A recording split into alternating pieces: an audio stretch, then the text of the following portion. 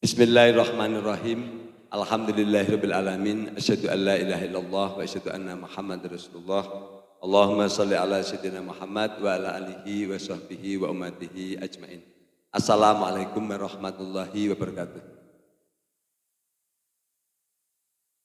Rabbi zidni ilma warzuqni fahma, Rabbi shrah li sadri wa yassir li amri wahlul 'uqdatam min lisani yafqahu qawli. Amin ya rabbal alamin. Pada hadirin semuanya, khususnya para medis, dokter hewan, serta para marketing. Pada hari ini tanggal 3 Januari 2024, saya Dr. Muhammad Burhan akan menyampaikan materi ilmu kesehatan hewan dengan tema penyakit infeksi saluran pencernaan yang menyebabkan diare, mencret, kemudian feses atau berak berlendir atau berak berdarah. Ini yang sering terjadi biasanya baik pada hewan besar, khususnya kalau hewan besar itu ya pedet, kalau hewan itu pedet. Tapi pada hewan dewasa, ruminansia, sapi juga bisa terjadi. Kemudian pada kambing, domba juga sama, paling rentan adalah pedet. Tapi pada monogastrik atau hewan kecil juga bisa terjadi. Jadi artinya kasus diare, mencret, atau berak berlendir, secara umum infeksi saluran pencernaan itu bisa terjadi pada semua hewan, baik hewan ruminansia, hewan lambung ganda, maupun hewan kecil atau monogastrik, hewan lambung tunggal, contoh anjing, kucing juga sering terjadi. Jadi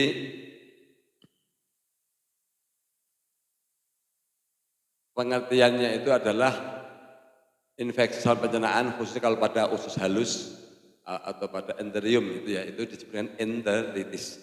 Jadi enteritis itu adalah radang pada usus halus. Radang pada usus halus, nah itu radangnya, itu rusaknya jaringan mukosa. Mukosa itu selaput lendir usus. Kemudian di usus halus ini kan ada penyerapan sari-sari makanan oleh pili-pili usus, sama. Pili-pili ususnya juga rontok. Nah, kemudian juga bisa dinding ketika mukosanya katakanlah sudah rusak, akhirnya juga dinding ususnya juga bisa rusak. Artinya ketika sudah terjadi enteritis kronis. Enteritis kronis. Nah, kemudian faktor penyebab. Jadi kalau faktor penyebab daripada radang usus atau infeksi saluran pencernaan itu karena makan. Jadi intinya malnutrisi atau ketidakseimbangan makanan. Malnutrisi itu bisa nutrisi makanan terlalu bagus atau terlalu buruk. Contoh makanan terlalu bagus, contoh sapi dewasa aja ya, diberikan konsentrat berlebihan, tapi kekurangan rumput juga bisa mengakibatkan diare. Awalnya diare itu non spesifik, artinya bukan karena infeksi.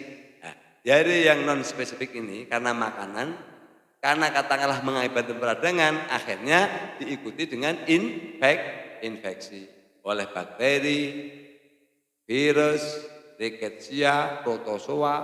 Nah itu rata-rata protozoa ini yang agak sulit, karena kalau protozoa ini di usus juga terjadi, mengakibatkan apa, kalau terjadi peradangan di usus halus, itu di intestinum itu pasti terjadinya adalah di diare, jadi cairannya encer. Nah, tapi kalau terjadinya itu radangnya di usus besar, itu tidak encer, hanya katakanlah mencret. Jadi konsistensi atau tingkat kentalan daripada feses ini agak encer. Kalau itu mencret, kalau diare cur seperti bentuknya cairan. Nah itu bedanya kalau diare yang sebenarnya bentuk cairan itu pasti langsung ngedrop, langsung nafsu makan turun. Tetapi kalau berak darah, berak berlendir, itu nafsu makan bisa normal. Tapi kalau sudah diare itu pasti dia nafsu makan ngedrop dan kemudian pasti cenderung demam karena septisemia dan pasti akan diikuti dengan dehidrasi. Jadi itu kan kenapa terjadi diare? Karena pada contoh bakteri menginfeksi itu menghasilkan toksin. Nah, toksin inilah akhirnya kan mengakibatkan tubuh itu merespon untuk menetralkan racun di dalam tubuh. Akhirnya mengeluarkan cairan dari tubuh masuk ke lumen usus untuk menetralkan. Ini sebuah katakanlah reaksi fisiologi secara normal. Nah, kemudian makanya dibutuhkan kalau diare itu jangan lupa memberikan obat diphenhydramine. Itu penting. Jadi diphenhydramine makanya kalau dengan demam dengan kontrakol karena di sana ada antalginnya juga ada diphenhydraminnya. Tapi kalau tidak demam ini diphenhydramine ini dibutuhkan karena ada racun. Nah, diphenhydramine ini sebagai anti racun. Jadi diare itu diantaranya adalah juga bagian dari fisiologi karena keracunan karena bakteri. Paham ya? Nah, keracunan karena makanan juga bisa diare karena diare itu bentuk katakanlah sistem imunitas tubuh untuk melawan agen asing yang masuk ke dalam tubuh itu di diare. Kemudian makanan tadi kan faktor penyebab makanan terlalu tinggi konsentrat, terlalu tinggi protein juga menyebabkan diare. Kemudian makanan yang busuk juga mengakibatkan diare. Baik di sapi juga sama, bisa terjadi di diare. Makanan sudah busuk mengakibatkan diare. Kemudian makanan yang terlalu rendah isinya, contoh kebanyakan jerami, hanya kasih jerami terus juga bisa diare. Bagaimana diare? Karena jerami ini seratnya tinggi. Nah, serat yang tinggi ini sudah tercerna. Otomatis ketika dia masuk ke intestinum, ke usus halus, ini mengakibatkan tukak atau luka pada dinding usus. Akhirnya mengakibatkan peradangan. Akhirnya bakteri yang alamiah ada dalam usus tadi menginfeksi jaringan yang radang tadi sehingga mengakibatkan peradangan lebih lanjut. Paham ya? Jadi seperti itu. Jadi baik makanan jadi intinya makanya malnutrisi, makanan yang tidak seimbang.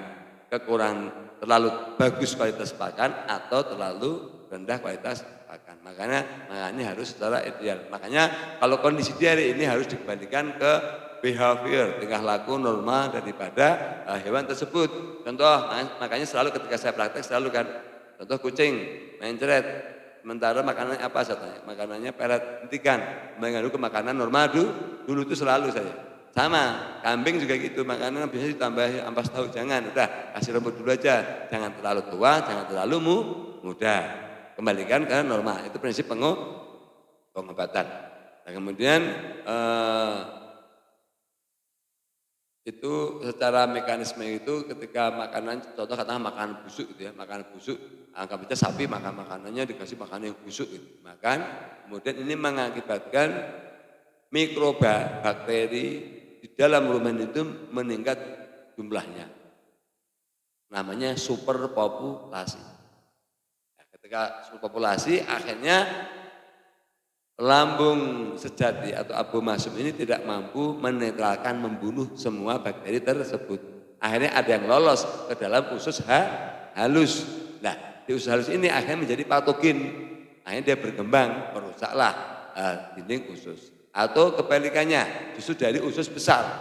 Dari usus besar ini kan istilahnya kan makanan sebagian memang siap untuk diekspresikan, dikeluarkan menjadi feses, tapi kan di sana juga ada penyerapan juga, penyebaran air di kolon itu besar. Nah itu bakteri karena jumlahnya terlalu banyak, akhirnya mengakibatkan meradangnya kolon, meradangnya usus besar. Mengakibatkan apa? Mengakibatkan berak darah, berak belendir, ini di kolon karena terlalu banyak bakteri, namanya superpopulasi. Nah, kemudian atau opportunity itu perpindahan bakteri terlalu banyak, akhirnya dia bermigrasi, berpindah dari usus besar, pindah naiklah ke intestinum karena saking banyaknya mengakibatkan diare. Paham ya? Nah, kemudian kalau penyebab, tadi kan faktor penyebabnya adalah mikroorganisme. Contoh bakteri ada salmonella paling biasa tuh salmonella. Salmonella contoh salmonella type murium kepada manusia salmonella typhosa yang menyebabkan tipes. Kemudian ada lagi E. coli. E. coli ini normal di intestinum, tapi kalau kebanyakan menjadi di diare. E. coli. Escherichia coli, E. coli. Kemudian ada lagi Proteus, ada lagi Klebsiella, ada lagi bakteri kadang-kadang bakteri bergram positif Clostridium botulinum atau Corynebacterium botulinum. Ini yang mengakibatkan tetanus. Jadi kalau sampai katakanlah pedet itu kalau sudah diare kemudian dia kejang, itu dua kemungkinan. Satu karena dehidrasi tinggi, dua karena terinfeksi oleh bakteri Clostridium botulinum atau Corynebacterium botulinum yang menghasilkan toksin atau racun tetanus. Makanya ada Clostridium tetani. Jadi menghasilkan tetanus. Itu dua itu. Sama, makanya jangan pernah lupa berikan mersidril.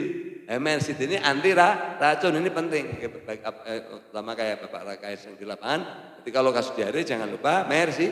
Nah, cuman disampaikan efeknya. Efek daripada mersi ini pasti akan lemes beberapa saat, kurang lebih setengah hari. Memang ya beberapa saatnya main lama, bukan menit, tapi ya hampir jam, hampir 8 jam. Jadi kalau diberikan mersidril itu efeknya lemes, tapi tidak semuanya lemes. Jadi jangan. Tapi apa manfaatnya? Manfaatnya kondisi sakit seperti ini dia memang butuh lemes, butuh tidur karena punya efek tidur. Nah, ketika tidur dia cepat recovery jaringan sembuh, paham ya? Jadi yang penting disampaikan efek samping dari obat tersebut. Kemudian virus, kalau pada sapi ada namanya BVD, bovine viral diare. Jadi virus pada sapi besar itu BVD. Ada coronavirus juga menyebabkan diare. Makanya namanya coronavirus sudah ada BVD, ada coronavirus. Kemudian ada lagi jamur, Aspergillus, ada jamur. Nah, kalau jamur ini juga berbahaya. Jamur ini menghasilkan racun juga, aflatoksin. Itu contoh makanan yang warnanya kuning. Apa itu ada jamur kuning? Bukan jamur putih ya. Jamur kuning.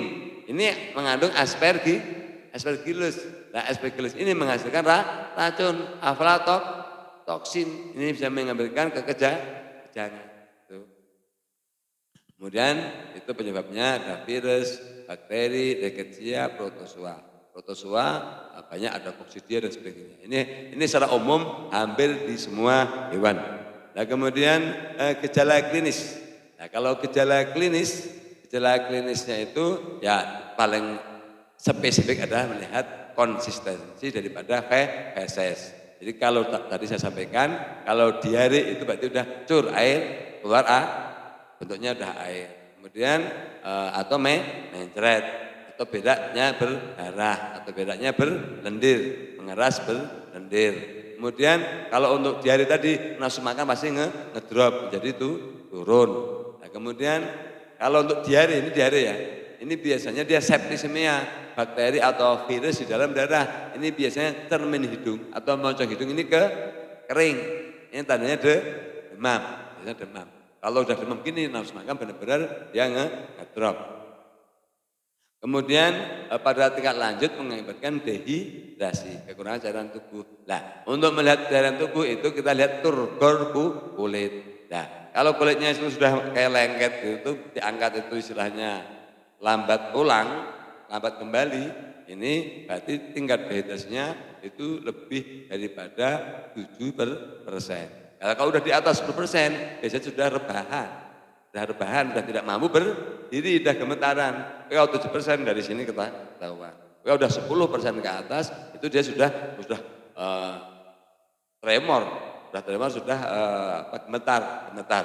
Dan nanti kalau udah di atas 11, di atas 12, itu pasti rata udah kejang. Udah kejang, kemudian refleks mata, pupil mata sudah mulai lambat. Itulah udah mulai menjelang meninggal dunia atau kematian, gitu ya. Nah, kemudian secara pengobatan pengobatan yang pertama adalah pengobatan secara kausatif. Kausatif itu artinya menghilangkan agen daripada penyebab infeksi tersebut. Nah ini paling pas itu adalah antimikrobanya adalah sulfatrim. Karena sulfatrim ini membunuh bakteri gram negatif paling efektif, kemudian juga mampu membunuh protozoa. Kalau yang lain tidak, protozoa. Jadi jangan diberikan penstep, tapi diberikan sulfatrim. Jadi contohnya protozoa mati, rickettsia mati, salmonella mati, pasteurella mati. Ini semua bakteri penyebab diare yang menginfeksi saluran pencernaan itu paling peka terhadap sulfatrim. Paham ya? Itu kausatif. Nah itu secara ideal tetap diberikan 2 kali sehari kali 3 hari. Kalau ideal lagi ya 3 kali per 8 jam. Kalau ideal itu. Kalau suntik tinggal benyeng ya mungkin satu sembuh tapi satu akan resisten. Ya, yang ideal. Kalau untuk sapi ya idealnya harus diinjeksikan, tidak bisa diberikan secara per oral. Karena kalau per oral nanti mengakibatkan indigesti. Jadi untuk hewan ruminansia, sapi, kambing, domba harus disuntik. Biasanya contoh kalau untuk sapi itu 10 mili per 10 mili per 125 kg berat badan. Ini paling ideal. Paham? Ini dosis paling benar ini. 10 mili per 125 kg berat badan. Nah, kalau beratnya 250 kilo, itu dia butuh 20 mili. Artinya ketika bobotnya 500 kilo, itu yang benar 40 mili, bukan 20 mili. Benar, ini salah tapi karena banyak kan salah dikerjakan. Rata-rata berapapun disebutnya 20 mili. Ini berbahaya, nanti akhirnya, makanya masyarakat pernah tanya kenapa nggak sembuh. Kemungkinan seperti itu. Ya, paham nggak? Karena dosis yang benar adalah 10 mili per 125 kg berat badan. Jadi makanya kalau domba beratnya kurang lebih 15 kilo 1,5 mili. Ini Pak patokan. Jadi insya Allah kalau tepat dosis tidak akan. Ini untuk hewan besar. Kalau untuk hewan kecil lebih besar dosisnya. Paham ya? Nah, kalau untuk hewan kecil contoh anjing kucing ini 0,5 mili per 2 kg berat badan. Ini penting untuk yang di kucing ini ya. 0,5 mili per 2 kilo. Kalau untuk kucing 0,5 mili. Jadi artinya per 1 kg berat badan 0,25 mili. Ya. Kalau untuk anjing itu 1 mili per 5 kg berat badan. Jadi memang dosisnya berbeda-beda setiap individu karena dosis itu tidak seperti matematika, enggak. Jadi ilmu eksaknya biologi. Ini kan kedokteran ilmu biologi, bukan ilmu matematika. Paham ya? Itu penting seperti itu. Itu untuk sulfatrim. Kemudian yang 2 diberikan obat simptomatis tapi juga kausatif sebenarnya. Itu tadi dibenhimersidil. Kenapa? Karena mersidil ini kenapa disebut kausatif? Karena dia juga menetapkan racun penyebab diare. Makanya diberikan mersidil. Jadi kalau kasus diare, nah, tapi lihat demam atau tidak. Nah, kalau demam berarti kontrakol. Karena di sana ada antragin, ada dibenhidramin. Tetapi kalau tidak demam nggak usah diberikan kenapa? Karena nanti kalau tidak demam diberikan kontrakol mengakibatkan hipotermal, suhu tubuh menjadi menurun. Kalau nggak percaya itu ada kasus yang konsultasi sama saya itu kucing kecil 1 kiloan dikasih Budrexin rasanya. Ya itu tetap berat, tetap akhirnya apa? Hipotermal meninggal dunia. Kenapa? Budrexin ini untuk anak-anak dengan bobot rasio rata 10 kilo. Kucing kecil kan paling berapa? 6 on, 7 on kan? Artinya dosis Budrexin itu untuk kucing untuk 10 kali kucing anak, ya benar ya, apalagi di Budrex pasti itu Jadi makanya ini pentingnya penyampaian secara kuliah itu lebih detail, gitu. Paham ya? Jadi makanya kalau dikasih Budrex ini apa? Nah itu sama, kalau dengan cepat dinetralisir dengan dengan mersidil itu makanya obat kontrakon ini obat paling aman. Kenapa? Karena istilahnya katakanlah tidak demam suntik kontrakol. Insya Allah aman. Kenapa? Ada penetralisirnya. Ya. Jadi menurut itu depend, makanya minoxidil ini insya Allah obat efektif untuk diare, jadi dengan vitamin. Nah kemudian obat suportifnya yang pertama kali bagaimana menormalkan metabolisme dan meningkatkan nafsu makan. Pemberian multi, ya kalau paling ideal multivit injek Meyer itu paling ideal. Karena itu ada B1, B6, B12, vitamin A, D, E lengkap. Nah, tapi minimal berikan vitamin B kompleks. Kalau mau murah-murah vitamin B kompleks.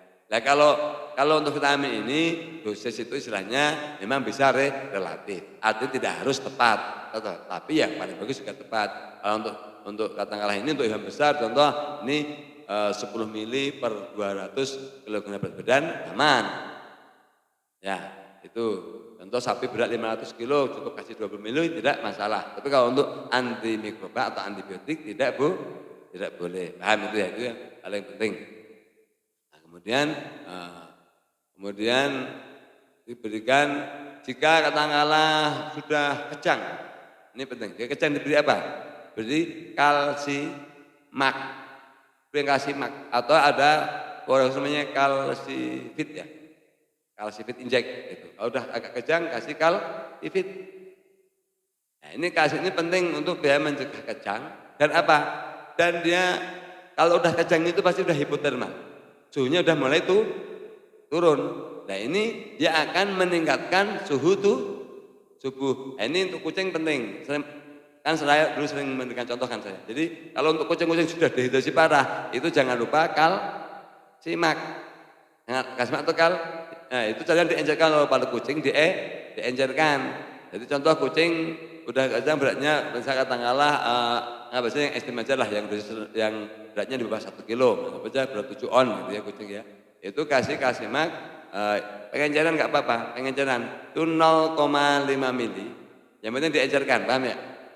Ditambah dengan Aquades atau NaCl fisiologis, ya enggak? Nah, NaCl fisiologis normalnya sampai katakanlah 10 mili, jadi kurang lebih 9,5 mili. Tapi jangan disuntikan intramuskuler semuanya. Disuntikannya intramuskuler cukup katakanlah kurang lebih antara 1 sampai 2 mili. Selebihnya kalau mampu diinfuskan. Kalau mampu disubkutankan, nanti juga diabsorpsi, paham ya? Jadi ini kasih main itu penting. Tapi bagaimana kalau 10 mili setengah semuanya? Bahaya, ini bisa terjadi katakanlah koma. Karena tapi kalau dengan subkutan dia dibutuhkan dengan absorpsi lamban, paham? Tapi kalau kucing besar, contoh di atas 2 kilo, ini 0,5 mili, ditambah 0,5 mili kasimak. Ini kalau ini ilmu pengalaman praktek saya, 0,5 mili ditambah dengan NaCl fisiologis atau infus itu atau Aquades itu 1,5 mili, sontekkan semuanya. Ini cepat recovery. Kalau untuk di atas 2 kilo, paham ya? Tapi kalau di bawah itu tidak boleh. Nah nanti setelah itu sebagai cadangannya untuk jangka panjang diabsorpsi lambat itu sama. Encerkan lagi 0,5 mili.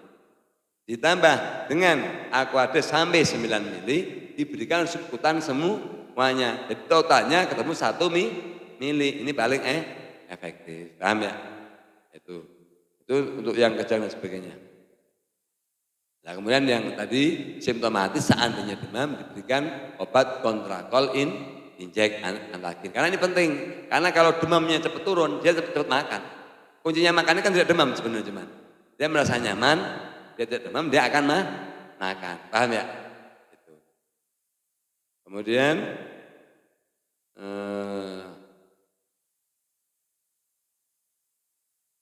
Kemudian pakan, jadi tata laksananya pakan. Dari segi pakan, nanti segera pakan itu kembalikan ke normal, dianalisa. Jadi artinya untuk kucing misalnya ya diberikan pakanan yang kalau kucing itu sukanya ikan, ya.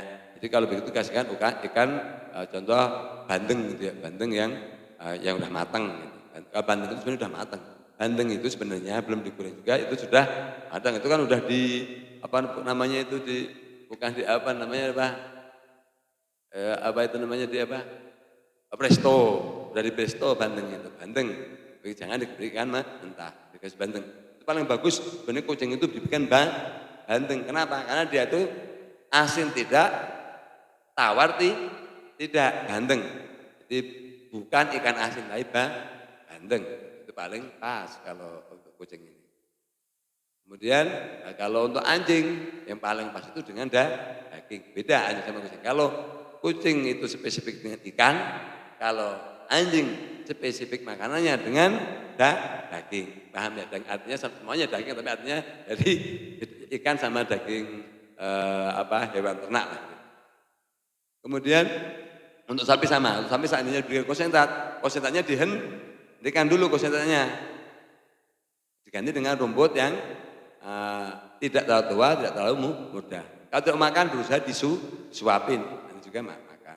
Nah, kemudian air minum diberikan elektrolit. Nah, itu contohnya strong fit. Nah, untuk sapi contohnya, untuk sapi itu kan contoh sapi babat pedet sekitar 50 sampai 70 kilo gitu ya. Itu kalau dehidrasi per 24 jam, itu kebutuhan air minumnya itu 10% kali berat badan sampai 20%. Paham? Selama 24 jam. Nah, baca kita ngambil 10%, berarti dia minimal butuh 7 liter. 7 liter itu diberikan strong feed. Berapa? Profitnya adalah diberikan per 1 liter air itu diberikan strong feed 2 mili. Berarti kalau 7 liter cukup diberikan 14 mili. Jadi tidak akan merubah rasa daripada air. Jangan diberi gula. Kalau diberi gula menjadi takutnya dia rumahnya berkembang malah menjadi kembung. Kalau untuk sapi, kambing, domba jangan dibeli air minum gula kecuali harus pintar gulanya. Berapa gulanya? Gula campur dengan garam. Jadi contoh kalau kita memberikan kepada sapi yang ini, jadi 1 liter air, contoh 10 liter air untuk sapi itu gulanya itu hanya maksimal itu 5%, tapi paling ideal cuma 2,5%. Jadi kalau 10 liter air hanya 250 gram. Garamnya berapa? Harus ada garam. Garamnya 0,9%. Tadi 0,25%, ini kalau ini 0, jadi gulanya 0,25%, garamnya 0,9%. Berarti garamnya itu kurang lebih 900 gram ya. 90 gram. 90 gram, gulanya tadi cukup berarti 25 gram. Ya, gulanya 25 gram. Saya ulang, mohon maaf tadi saya ralat. Gulanya hanya 25 gram. 25 gram itu berarti sekitar hanya 2,5 sendok makan. Kemudian garamnya 9 sendok makan rata. Ya, 9 sendok makan 1 sendok makannya 1 sendok makan rata kali 9 untuk per 10 liter air minum, paham ya? Itu untuk mencegah dehidrasi. Kemudian selanjutnya hewan yang sakit diisolasi karena pasti penyakit ini pasti menular. Tidak mungkin tidak menular. Semua penyakit infeksi adalah menular. Itu kemudian sanitasi usahakan tidak ada air tergenang. Kemudian setiap sehari 2 kali selama di hari itu, kalau bisa mah tiap hari ya, itu kandang harus kering. Kemudian usahakan kondisi hangat, kondisi kandang hangat. Ada pencahayaan lampu, tujuannya apa? Untuk mengobati demam tersebut. Kemudian cukup sinar matahari. Matahari harus cukup karena apa? Ya untuk sarafnya hewan sama untuk sanitasi lingkungan. Kemudian jika ada kelembapan tinggi, diusahakan kelembapannya menjadi rendah. Jadi demikian, sinar matahari paling penting. Jadi sinar matahari itu adalah kunci daripada kesehatan, baik untuk hewannya maupun lingkungannya. Jadi artinya jangan banyak pepohonan sekitar kandang ditebangin sehingga sinar matahari masuk dengan cukup. Demikian materi tentang penyakit infeksi saluran pencernaan penyebab diare, mencret, dan berak berdarah dan lendir saya sampaikan. Semoga bermanfaat khususnya bagi para tenaga medis kesehatan hewan dan masyarakat ternak untuk mengobati, menanggulangi, mencegah penyakit tersebut. Billahi taufiq hidayah. Wassalamualaikum warahmatullahi wabarakatuh.